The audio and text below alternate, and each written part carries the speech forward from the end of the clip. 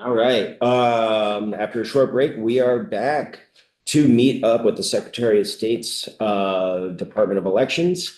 What we're doing this morning is just really doing a baseline overview of what that department does, especially in light of the conversations we are having in and around the Bennington one election scenario. I felt it was really important to bring them in to just do that baseline education and refresher for those returning members. The education for the new ones.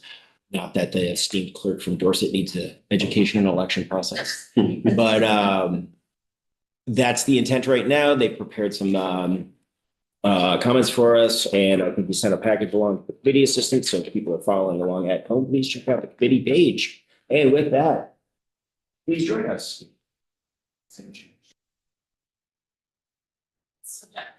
Yes. Come on.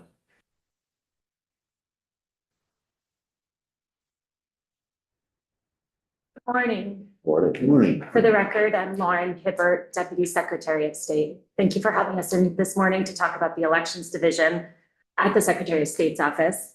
If you all have access to the slide deck that we provided. Okay, so on slide 2, you can see the Secretary of State's divisions. We haven't done our larger Secretary of State overview, which at some point I hope we have the opportunity to do in this committee. But jumping forward right into elections, you'll see that elections, campaign finance, and lobbying is part of the Secretary of State's office. It's one of 5 major divisions there. And I'll just say the Secretary of State's office has a staff of 84. The elections division is a staff of 6. And there, I also want to talk about very, very briefly that one of the main goals of the secretary when she took office in 23 was to really unify those 5 divisions. And when we come back, if we have the opportunity to give a Secretary of State overview, I'll go more into how we did that unification. But one of the major things that we did is we did work with our leadership team and then with each division on the back end to talk about our vision, our purpose, and our values. And then each division has a core function. So our vision, I'll just tell you very briefly, is what the Secretary of State wants in the world. And our vision is that people trust in a transparent and accountable government that provides services, protection, and resources for success in communities and engagement in participatory democracy. That is the vision for what the Secretary of State wants for the world. We have a purpose, which I won't go into, of how we do that. And then we have our values that inform how we fulfill our purpose. But then each division has a core function. And for the elections division, their core function is to preserve the integrity of campaigns and elections, oversee campaign finance reporting and lobbyist disclosures, provide a customer-friendly environment to educate and train citizens, voters, candidates, lobbyists, and public officials by administering federal and state law related to elections, promoting voter registration, and overseeing and assisting the conduct of elections. So you'll see that reflected on slide 3. So moving ahead to slide 4, we'll take each of those 3, the elections, campaign finance, and lobbying in order, starting with elections. Slide 4, we talk about some of the key resources that our division offers. It's important to emphasize a lot. Elections are handled differently in different states across the country. Here in Vermont, elections are administered at the local level. So the elections division works closely with town, city, and county clerks across the state to ensure the smooth administration of Vermont's local, state, and federal elections. Our division provides guidance on election law. We provide supplies that are fundamental to carrying out the elections. And we serve as a resource both before and during election day to help election officials with any emergencies or routine questions that may arise. For the bullets we have here, just listing a few of those resources, the election management system, that's really central to our operation. It's the computer system that clerks use to maintain their checklists that we spoke a little bit about yesterday. They use that same system to do everything from sending absentee ballots that are requested from their voters, tracking those ballots, tracking responses. If there's defective ballots which come in, defective ballots are if a voter didn't sign the back of the envelope, or in the case of primary, maybe they put all three, maybe they voted all three ballots instead of only voting one. Those kinds of things make it a defective ballot. The clerks reach out to the voter for them to come in and cure, to fix their mistake. And so all of that, those processes are tracked in the election management system. If the town so chooses, they can also use the election management system to administer their local elections. But again, that part's up to the town. Another central piece is the election procedure guide. That's a document that we have, that we share with clerks and with boards of civil authority. It's about a few dozen pages, really gives the nuts and bolts of how to administer elections in Vermont. Goes through 8 chapters, everything from relaying what are the responsibilities of clerks, what are the responsibilities of BCA, right from the start of the process to the filing procedures for petitions and consent forms for major party candidates, the process for nomination and independent candidates, all the way through the duties that they have to perform before the election day, and including the absentee voting, early voting, on through election day, and then their duties after the polls close. So that's a central resource. In addition to that, we put out bulletins by email, and those are in conjunction with an elections calendar we have on our website. The elections calendar really drives home deadlines for clerks and BCA to make sure that those deadlines are front and center, particularly small towns where you have part-time clerks or you have new clerks. We have a lot of turnover in the last couple of years, so a lot of new clerks together. And those bulletins serve to just remind them of what the deadlines are and give a little more detail, calling out areas in the procedure guide. And then finally, we offered trainings and office hours. We have a noontime block where any new clerks or any clerk can come in with questions about what they've read in the bulletins, about what we're doing with the election management system. We had trainings for new clerks in July. We collaborated with the Vermont League of Cities and Towns, went to their town fair, did trainings there. We collaborated with the Vermont Municipal Clerks and Treasurers Association, had trainings in advance of their efforts. So really a lot of collaborative efforts to make sure that all these state, local, and federal elections go as well as they can, and as smoothly as they can. Moving to slide 5. Elections in Vermont are governed by any state and federal laws. Title 17 for any new folks on the committee. That's the core section we look to many times a day. That's where most of the election law. Even this morning, Right? Yep, many times an hour, maybe.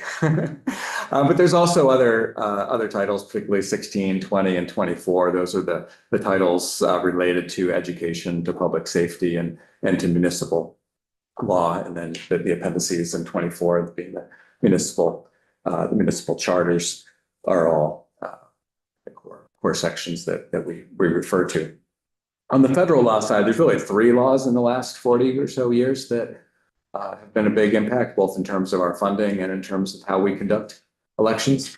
The UOCAVA, or the Uniformed and Overseas Citizens Absentee Voting Act from 1986, was put in place to make sure that citizens who are overseas or serving in our military, whether domestically or overseas, but not in their home states, have the access to vote and can exercise their right to vote in their home states. The Help America Vote Act that came out in the wake of the 2000 presidential election, and Congress passed this reform to require broad changes in the way elections are conducted. Most notably, HAVA mandated the creation of a statewide voter registration checklist, the acceptance of provisional ballots, and the purchase of voting systems for every polling place to allow individuals with disabilities to vote privately and independently. when we talk a lot about the accessible voting machines, maybe heard from your clerks about them and the support we do, that's really coming out of HAVA. HAVA also required poll worker and voter education programs, and Vermont's received federal funds to assist the state and municipalities in this. So really our division is funded both from a mix of general fund and from federal grant dollars, many of those federal grants from related to HAVA.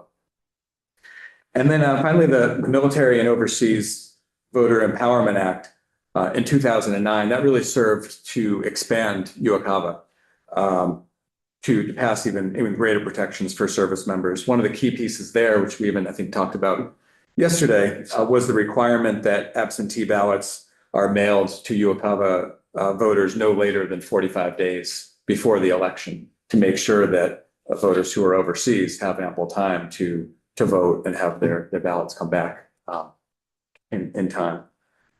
And so those are the key. With that in mind, the next slide 6, is really about what the elections division's role is on election day and leading up to elections. So for annual meeting, we have that's the election that we have the lowest direct participation in. Our office is available for town clerks to call, to get advice. If there's issues using the election management system, we're available. But we are purely there in a support model. And those elections obviously occur yearly. The presidential primary occurs every 4 years. We have a more active role there. We collect the candidate petitions, we prepare and print the ballots, and we coordinate the delivery of those ballots to town clerks. Town clerks then receive absentee ballot requests. Clerks send the absentee ballots to the absentee voter and obviously hold the election on election day, which typically aligns with the annual meeting. The state primary is every 2 years. Similar to the presidential primary, we collect the petitions, we prepare and print the ballots, and we coordinate the delivery of the ballots to the towns. And then the town clerks manage the election from there, giving the ballots to absentee voters and having the ballots available on election day. For the general election, that occurs every 2 years, that's wrong. We prepare and print the ballots, and then we coordinate universal vote by mail, which means that we coordinate with our printing house, which we use for the presidential primary and the state primary. And that printing house mails every registered voter in Vermont the ballot that is respective to their district. And then immediately post elections, on the night of elections, which again, for annual meeting or any other local election is optional for the municipalities. But for all other elections, the town clerk enters the results into the election management system. We provide election night results. These are unofficial results that are available almost in real time. I'm sure all of you have used those quite a bit. It's a very utilized feature of our website on particular days. On other days, not used at all. Like, damn, it just is a chart, hour over hour. Yeah, it is actually really interesting. You can see this, if you ever see like a lag in the system, that's because there's so many people on that site at that time. So if it looks like it's taking a minute, it's because there's so many squirrels around trying to run around the wheel to make it all work. So, and it's very well loved by obviously candidates, by voters, and by the media. Then 48 hours after the polls close, that's when we receive the official return of votes. And that comes from town clerks. And really they need 48 hours to be able to go back through their results and to deal with the write-in candidates. On election night, it is, and you have an experienced town clerk on your committee, so you will hear probably a lot about write-ins, but the burden of write-ins is significant because people write in everybody. It's very interesting. There was a change in the law recently that allowed town clerks to not have to count fictional characters. But yes. if Yes, so you will hear us talk about that as well. We agree with the member of your committee. And write-ins just an extreme burden on town clerks. So that time allows for cleanup of write-ins, all of which must be entered into our election management system. So if you're interested, or you probably have seen, all the write-in candidates are there.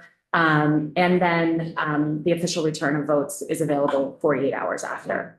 Then there's a certification of results that occurs after the election night, and that usually has, at least on the state level, all three parties and the Secretary of State provides a final report to the parties that everybody signs off on what the results are. And then for when we have a general election, we do that includes the presidential or candidate, then we do an election audit. And we did that in December. We held it in the State House. And that is where we select a number of towns, and we run those towns' ballots. We get the ballots from the towns. We secure them in our office. And then on that audit day, we bring those ballots to a central location and run them through a tabulator to ensure that the ballots were counted correctly. And that's just another safeguard to ensure that our process is working. We're very proud that our election audit this year did not encounter any abnormalities or things that should be of concern. You know, there are places where there has to be a judgment call either by the machine or a person about how completely the oval is filled in. And we're very pleased to say that for the most part, those ovals appeared to be counted correctly, and the results that we reported were correct. Moving to the 8th slide, there's different ways that Vermonters vote according to each of those elections that we had. Sixth slide, an annual meeting that happens in March typically. As you all know, there's both traditional town meetings and or Australian ballots, and town charters deal with those differences across the state. The presidential primary, every 4 years, the voter has to declare which party they want to vote in to get that party's presidential primary ballot. As far as the state primary, there's no party declaration, but as I mentioned before, with the case of the defective ballots, people are given all 3 ballots for the 3 major parties, given the 2 envelopes, 1 for your voted ballot, the two for the non-voted ballot if they vote early, or if they come in, use the machines, put the 1 in, the 2 others, but they take all 3 and only vote 1. And then that popped into my head on that. I'm kind of like breaking my own rule right now, diving in. But with the primary ballots with the 3 major parties, do you recall, I heard there was a low number of progressive ballots that were returned. Do you recall what that, like, not a hard number, but ballpark? 470-ish. Like total statewide? Total statewide. Yeah. How many, can I just say how many were mailed out total? The total mailed out were. I mean, how many voters? Total, it was a few 100,000. Right? Yeah, I'm talking several 100,000 mail outs, and 400 and loose change came back As a progressive. as a major party. Yeah, one. Okay. No, that is 1/100th of 1%. We're talking close to, We'll get into that a little bit more. 150 to 500,000, active voters. Yeah.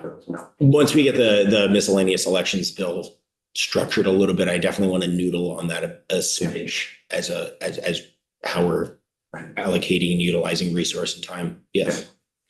Yeah, I guess it's almost exactly 1/1000. So it'd be one That's impressive. 1/10 of 1%. Math that I cannot do. Well, the easy number alive, right? The 470 or the roughly 70,000. Apologies, I didn't disrupt your, but I want to ask like early on. Yeah, no, absolutely. Happy to. Then the general election is the universal, vote by mail. It's actually, no, that would be the clarification. We didn't mail out for the primary election. We didn't mail out the 450. Oh, I'm sorry. I totally said that wrong. That wasn't. I totally said that. Of eligible voters, right? So if you're of the active voters in the state, of those who could have voted, that would have been the one. However, there still is a cost because for every active voter, we need to prepare 3 ballots, whether they are mailed to an absentee voter, whether they're voted early or whether they're voted on the day of the election. So the cost is not the same as for universal vote by mail, but there is a significant cost, just to be clear, on preparing 3 ballots for every voter in Vermont. And then to have only 470 of those voters return a ballot in the Progressive Party. No, and thank you for clarifying that. I did kind of, we all understood what I was talking about, but I did not use my words correctly. We could certainly, and I'm happy to follow up with the exact number that was printed on those sides too, but right, with the print numbers, they said talking about the 247 cities and towns, preparing that ample number to make sure that people that request them mail, the UOCAVA to come in on the day of to make sure there's more than enough. So you have that overage. But the general election is when they are mailed out. So we did have over 450,000 ballots that were mailed out for the general election with the universal vote by mail. And we'll talk at the end about some of the numbers and the turnout for this year. But point of this slide is really driving home that elections are conducted in different ways, and it requires a lot of communication on our part and on the clerks, as voters can be confused. Wait, why didn't I get ballots in the mail this time? Why do I have to declare a party this time? I thought I didn't have to do that. So some of those differences are certainly considerations. Moving to the next slide, I think that's the ninth slide on ensuring election security. Election security in its many forms, always a very important topic, and this year I think even more really in the spotlight than ever before. Cybersecurity was key, both with the foreign and domestic actors at play there. We've built into our vendor contracts with multiple independent reviews, making sure that our systems are secure and are being tested. We coordinate and seek advice with the Agency of Digital Services, so very, very strong collaboration there on the cybersecurity side with the administration, and certainly on the physical security side as well. Our division provide training with state and federal partners. So with our federal partners, they offer a lot of trainings that we brought to our clerks. They also offer to come and visit any town clerk that wants them to come look at their voting place or their municipal building and give an assessment of what can be tightened up to make it, to harden it more physically secure. We also had a lot of trainings this year, those trainings I mentioned before that we did for new clerks and together with the League of Cities and Towns, Municipal Clerks and Treasurers Association. Many of those trainings focused on de-escalation techniques, how to assess risks. There were active shooter drills, a lot of things that unfortunately can happen anywhere in the country, and Vermont's not immune from. Fortunately, it was a quiet election in that sense, but we wanted to make sure that the clerks and their teams were prepared. The other side related to the election security and just the integrity of it is the checklist maintenance, as we talked about yesterday. Vermont is part of an organization called ERIC, the Electronic Registration Information Center, which is a multi-state collaborative that shares data from states' various data sources, including their Department of Motor Vehicles, their voter registration checklists. So it's when many people move, if you move to a different town in Vermont or a different state, remembering to call your clerk of the town you're moving out of may not be top of mind with all the things you're doing when when you're moving, and your clerk wouldn't necessarily know that you had moved. Thanks to now the statewide checklist and the Vermont election management system, we now know instantaneously if people registered in a new state, whether it comes in from the Department of Motor Vehicles or whether somebody went to their clerk, say, and moved from Barry to Fairfax, go to Fairfax, you're registered to vote. When they go to enter you, they see you're already registered in Barry. So that communication can work so that the Barry clerk can take you off the checklist. That same thing doesn't happen nationally. So if you move to Oregon, there wouldn't be that instantaneous check that you were registered vote in Barry, Vermont. But through Eric, we do get reports, and we do send reports when people do move, or if they show up in another state's records. Those communications can happen, and that helps with the checklist cleanup. So there's a couple of things that are new in the election space, some that were done legislatively and some that we have done in-house.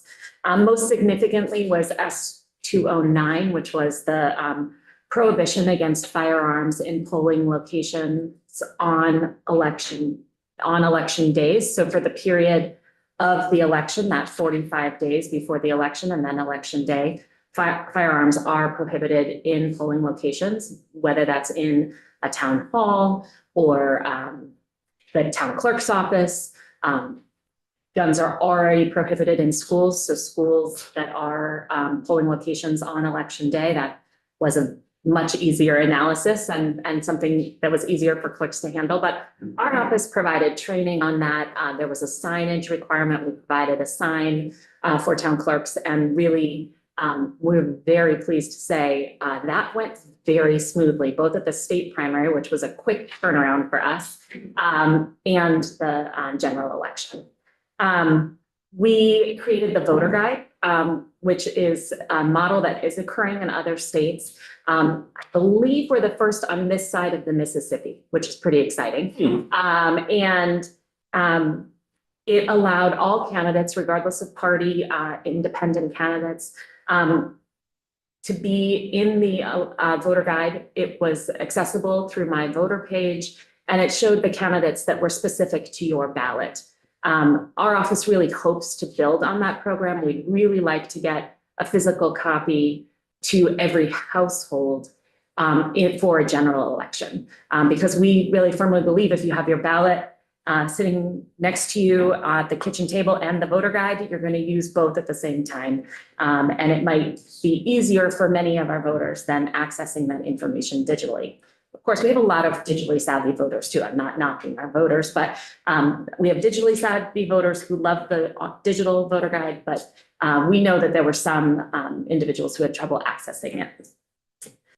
We created a new video on election security in Vermont, and it stars Vermont clerks, and we promoted that as widely as we could. We got a large number of viewers. We also have a video in 14 languages on how to register and vote in Vermont.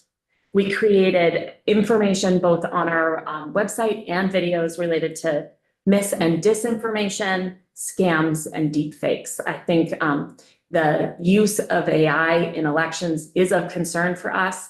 We would like some clarifications around that going forward in Vermont's law. The deep fake Hunter Biden call in New Hampshire was a significant wake-up call for election officials all across the nation. As Sean said, we really did an increased focus on physical and cybersecurity. And I want to give kudos where kudos is really due, because Sean's team, the elections division, did a dry run of the election before the election. That was an incredible amount of work. Obviously for our team, but for the town clerks in this state as well. We wanted to ensure that if there were going to be problems, we knew them as soon as possible before the general election, that we'd be able to fix them. And I think that dry run is what is the most critical factor to why our general election was run so smoothly in November. And what is coming? The most exciting thing that's happening in the elections division is new systems. The biggest of our new systems is our new election management system. And that will be launched, go live in April of this year. We're waiting to go live until after town meeting because changing the horse in the middle of the race is not a prudent thing to do. So we're going to go live in the end of April, and then we'll really engage in voter checklist maintenance at that time. And Representative Hooper of Burlington. The voter guide provides, I guess I'd say, state acknowledged at minimum information on people. Most of it is provided by the candidate. Yes. All of it is provided by the candidate. We did not research or provide any content for the voter guide. There were very prescribed questions for the candidate to fill out. Yeah. Having done that, with the recent change in just about every social media site's fact checking, we have questions about whether or not we're presenting candidates to people at their dining room tables who aren't what they're representing themselves to be. So we took that question and consideration very seriously. And we did consult with the Attorney General's office.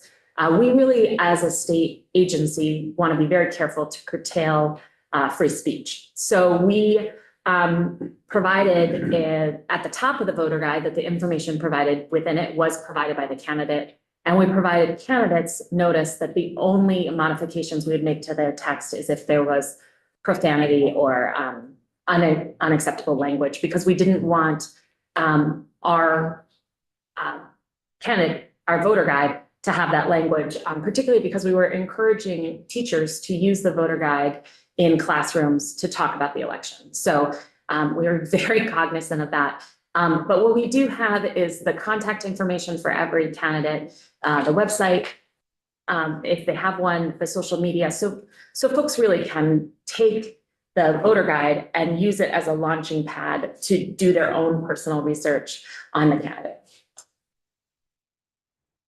But yes, we are not doing fact. So we have no anti-George Santos provisions. It's pretty much, Yes, as you see it, judge it for yourself. yes. We trust Vermonters will be able to discern that. Thank you. If I remember correctly about that voter guide, there was one particular question on it or statement on it that said something to the effect of explaining why you wanted to run for office. Am I correct about that? I believe it is, what are your core goals in running for office? Yes. Yeah, so I know several candidates who did not respond to the voter guide because of that question or that statement, because it was therefore then seen as the Secretary of State's office potentially promoting one idea or another. Yes. Because on the Secretary of State's website, you're used to seeing facts and figures, not opinions. And if that question were removed, I bet you could get every candidate to give their profile on that. I just want to respond to that because Yeah. this isn't the first time that we've heard that, obviously. And, we looked into that issue as well. Because we were giving every candidate in the state on the ballot the opportunity to fill out that voter guide, it's not viewed as campaigning material or advocating for one position over another, because every candidate had the opportunity to provide the exact same, obviously with their own viewpoints, but the exact same type of content. And we really believe and received guidance that this is voter education and not campaigning. But I hear the concern, and we heard the concern. We anticipated the concern, but we did not hear about it from candidates, obviously, until we forwarded them the link to fill out the voter guide. And when we heard the concern, we did consider removing that question. But for the ease of the voter, it is far better to have that little blurb about what are your core goals for when you're running, than to have to go to everybody's individual Facebook page and website. And many candidates don't have that at all. So if we don't provide something like that, then candidates who have more access to digital resources, to money, to campaign staff, have a platform that's much more established. And part of our goal was to provide a level playing field for all of the candidates to provide information to their voters, even if you couldn't afford a flyer, even if you couldn't afford building a website, even if you didn't have a campaign staffer. So that's been our response to that, but I hear the critique and I have heard the critique. Thank you.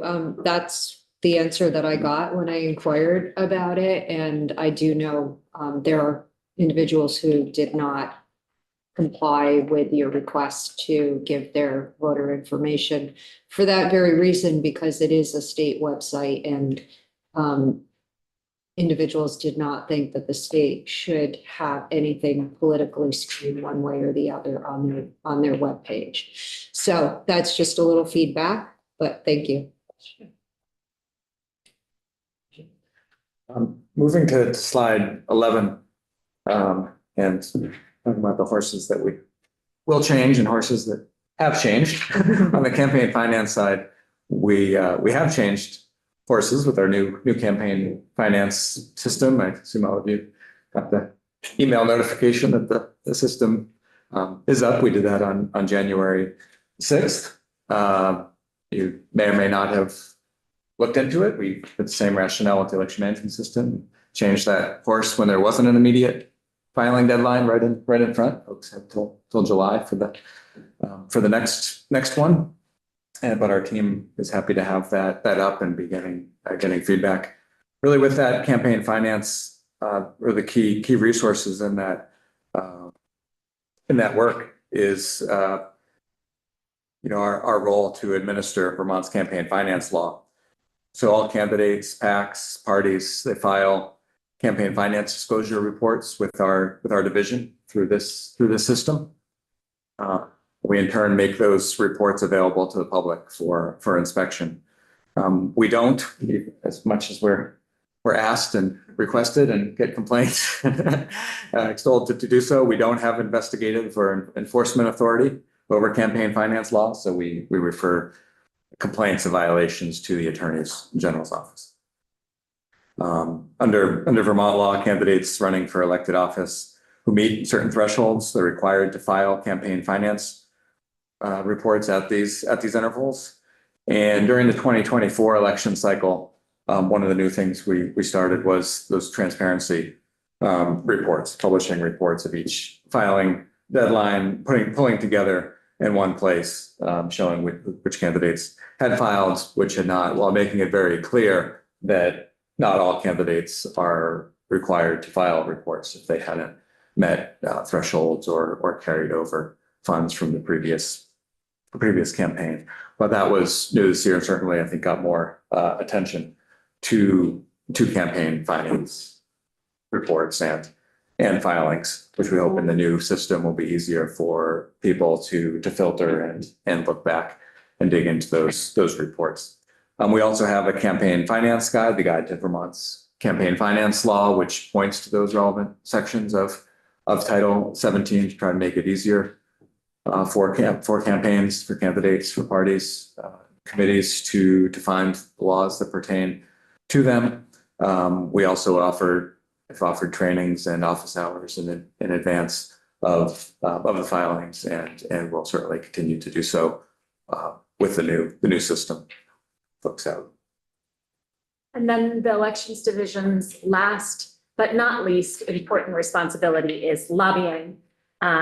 Obviously, it's very important for the public and elected officials to know who is lobbying for who. And we really want to provide public access and transparency about all lobbying activity in Vermont. We also have a new system in this space.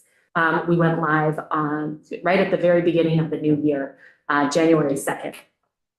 Similar to campaign finance, we have a guide both for the public and for lobbyists about how to register, what registration means, and what the law means.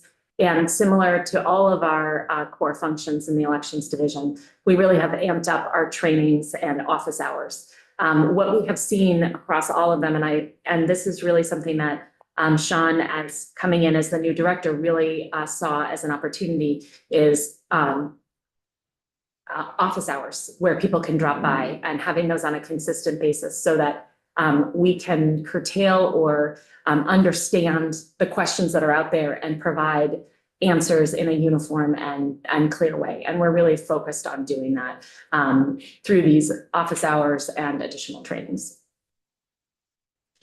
I have a quick question just on, I love the access to the information that you have. I'm not just saying that because you're sitting here. I find it like relatively easy to navigate, especially once you get used to it. Now, my first question for you is on the lobbying. Ballpark, how many registered lobbyists do we have in the state of Vermont? I know we have like a really low disclosure. Yeah, And maybe we'll start with the like disclosure. it's in the 700-ish range. I think that was from the last biennium. I think registering now maybe 500-600, but Yeah, they'll get we're up to putting that out a one. press release today that's around the 500 have registered in our new system. Okay. But last. Oh, wow, I didn't even know that. I was like prompting, get up the press release, look at us, like on the steam. Okay, cool. And then I think I had one other question. I wanted to go back to the, just the clerk turnover conversation. I mean, my district alone, I've seen many of our municipalities turn that position over. And I know the municipalities themselves had, it was definitely a process to find the right applicants, qualified people, et cetera. So like everyone else, hiring difficulties. So do you know kind of just roughly, and I'm just throwing a random question at you, maybe in like the last 3 years, how much turnover we've seen out of the municipalities? I'm trying to get a gauge of statewide because I'm really only seeing it at like my Addison County lens I'm paying attention to. And if that's a number you could generate later, I'm just curious to see what the turnover has been throughout all of our municipalities statewide. Yeah, we can certainly follow up with that more on that number. I do know that when my predecessor, Will Senning, gave his testimony or two years ago, he talked about 1/4 of clerks had turned over in that previous year. I know when I started this past spring, and a lot of the turnover often happens around town meeting day or just after, both because you have elected clerks, but also it's a time there as well. And I also heard that 1/4 proportion in my conversation with the municipal cities and. Yeah, I would agree that last year I think we saw 5 or 6 retirees. I know there's another 4 or 5 this year. Killington's retired, Thetford retired, or not Thetford, Fairleigh. Mm-hmm. No, I'm sorry, Thetford. And looking at. And there's like the retirements, but also, no, I'm sorry, we're all just kind of jumping around right now. But okay, we'll open it up to casual conversations, officially casual. So, and not just retirements, but also just like vacating to maybe pursue another position. I'm trying to get a gauge. I think the majority of them are retiring out. Yeah. I don't think they're going for another position anywhere else. I think we're retiring out. We're at the older spectrum. However, anecdotally, yes, many of them are retiring out. Many of them are telling us or their fellow clerks that they're retiring at that time because the job has just gotten really stressful. So the role of town clerk, I think, is easy to minimize and not see the full scale of what that person's responsibilities are. It's far more than just election day. And as I'm sure you're hearing from our testimony, election day itself is extremely complicated. It's fair to say that after the 2016 and 2020 election, rhetoric regardless of political party has ramped up. And a lot of that is directed towards election officials. We are releasing today our Civic Health Index report, which talks about the civic health of Vermont. And it's fascinating because there's a graph in there that I'm going to get wrong, which is basically the confidence of voters around elections. And it's decreased over the years, across all three, nationwide, statewide, and local. And so the confidence decreases over the years on this axis, and then nationwide, statewide, and local, the confidence is highest at the local level, medium at the state level, and least at the national level. That the election is being run well, and that the candidates will do what they say they're going to do, as I'm sure we all can anticipate. So, but those feelings are in Vermonters too, and unfortunately are frequently directed at clerks because they're the face of that.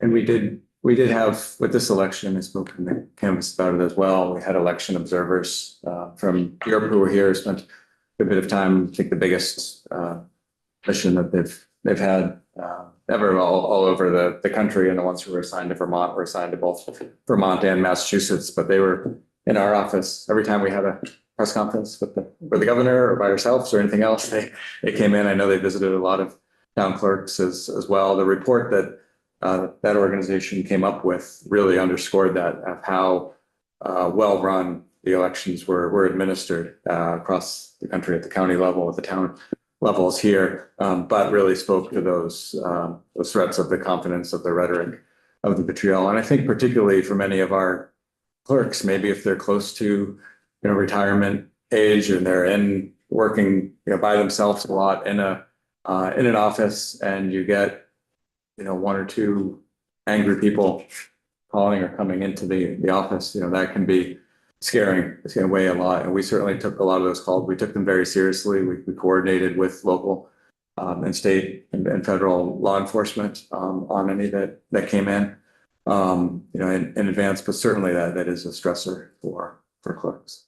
So we're gonna have the committee, I plan on bringing in some folks from other departments and agencies. This is kind of segueing to something else that we totally didn't want to talk about, but I want to touch on this about how the public is engaging directly with state employees or municipal employees, and the ire that is being sort of focused on them, whether it be elections or other sort of policy advocacy subject matter.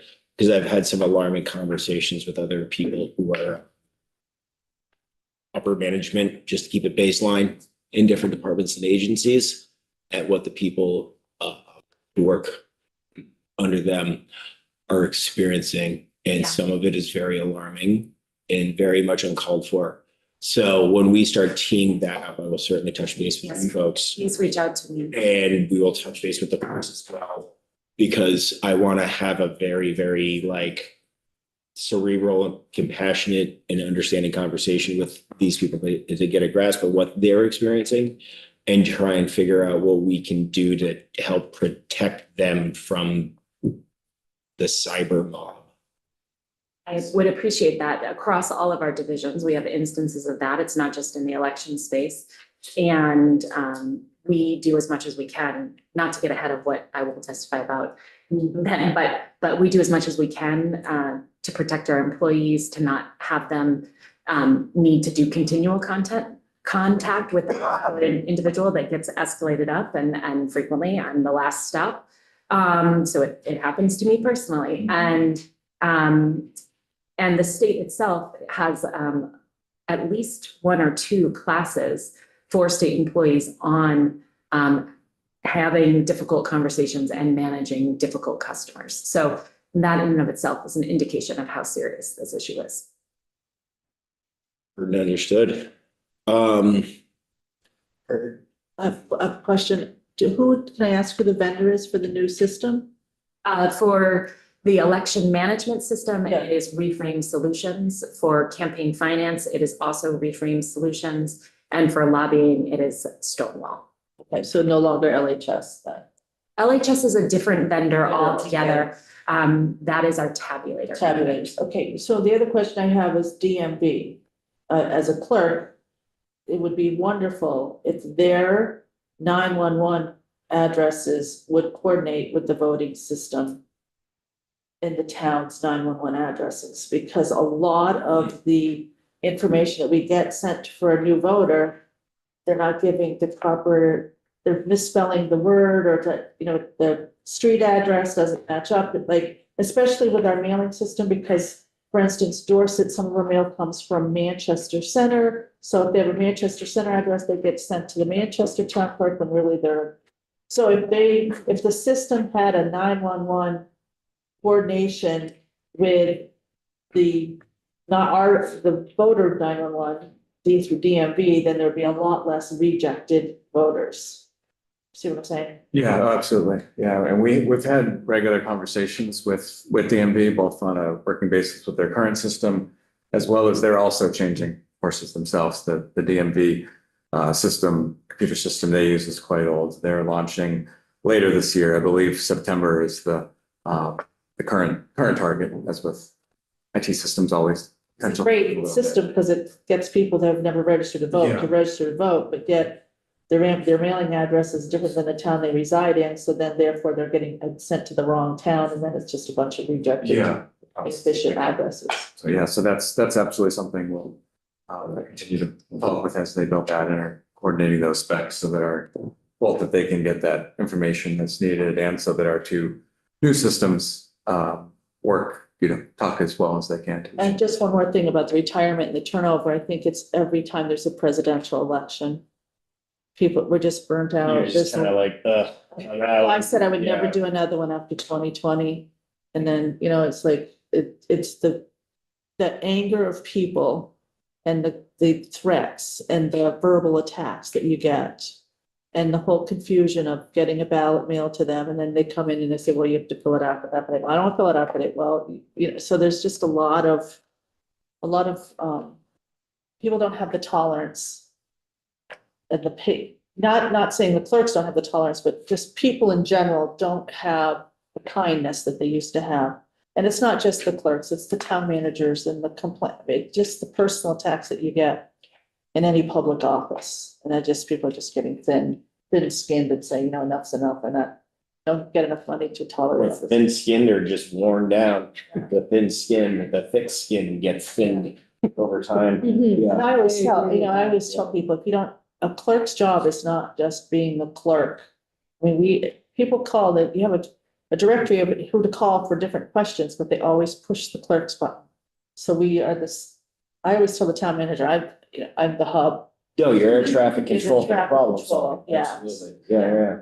So it's just a lot of things. I don't think it's elections are fault for people retiring. I think a lot of it's just. You all were kind of town managers de facto, when 4 town managers were around. You Yeah. became that, when we first accepted that the clerk had been there 100 years and he was still kind of considered the town father. I know towns that still lean into the clerk and do not have a hired town manager. Yeah, I mean, it still happens. yeah. Yeah, they depend on just the select board. By scale. Yeah. Roxbury. Yeah, that's fine. Any other questions before we say thank you for the day? Just on the final slide, the 13th spot in there. Wow, we just got a slide. No problem at all. Just on the last one, I have my contact information there. Certainly welcome folks to reach out. Our website there for the elections division is on there as well. And then just finally those 2024 highlights with 372,885 voters as the highest number of voters Vermont's ever had in an election. It was over 70% turnout for the second time ever, 2020 and 2024 being the two times. The early and absentee votes, by mail are coming in early. That was over 230,000 votes. So not quite 2/3 of total votes, but more than 60%. So that was about comparable to 2022. Lower than 2020. Obviously, we were right in the beginning of the pandemic, so that was more in the 3/4 range. But being third election out, certainly that voting early has been popular for the majority of Vermonters. And shows the success of universal vote by mail for engagement with Vermonters. And then, registered voters record high as well on that front. And, nearly 7,000 voters registering on November 5th itself, coming into the polls the same day. registration. So I think Vermont's efforts and the laws that that really emphasize the importance of making elections, free, fair, but also accessible to Vermonters is really seen there when you see that many people being able to come to register same day. Yeah, thank you for your flexibility. Yep. And we are going to log off now until 1 p.m. when we will return for more work on the Bennington 1 election issue. We'll have the clerk of the House and legislative council here, followed up by the Attorney General's chief counsel who issued the report. So pick it up on yesterday, and we're going to start getting a little bit more dense with our inflow. So thank you very much.